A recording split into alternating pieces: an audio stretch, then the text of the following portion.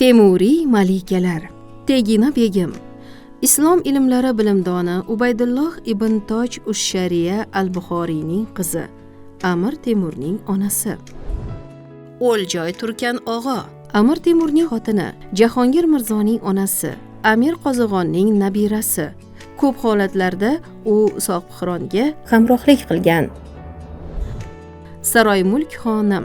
Bibi xonim nomi bilan tanilgan Amir Temurning xotini. Saroymulk xonim Mo'g'ul xonlaridan Qozonxonning qizi. Saroydagi ishlar, ilm-fan rivoji va xayriya jarayonlarida faol qatnashgan. Gavharshod begim. Gavharshod begim Amir Temurning nufuzli lashkarboshlaridan G'iyosiddin Tarxonning qizi. Mirzo Shohruxning rafiqasi. O'z zamonasining yetuk bilimdon shaxslari Mirzo Ulug'bek, Boysung'ur Mirzo va Muhammad Jo'ki Mirzoning onasi. Gavharshod begim o'zining shaxsiy muhriga ega bo'lgan va davlat ishlarida o'zi qarorlar qabul qila olgan.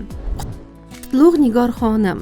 Umar Shayx Mirzoning xotini, Zahiriddin Muhammad Boburning onasi. Chig'atoy va Mo'g'ul zodagonlari sulolasidan bo'lib, Boburning siyosiy shakllanishida muhim rol o'ynagan. Xonzoda begim. Bobur Mirzoning opasi. Sulh evaziga Shayboniyxon bilan turmush qurgan. Keyinchalik Temuriylar saroyida katta hurmatga ega bo'lgan.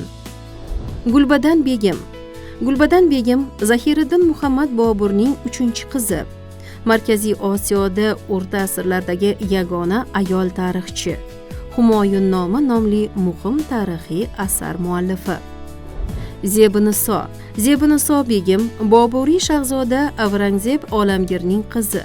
Uning onasi Gulbadan begim avlodlaridan bo'lgan. Ilm, ma'rifat va she'riyat bilimdoni.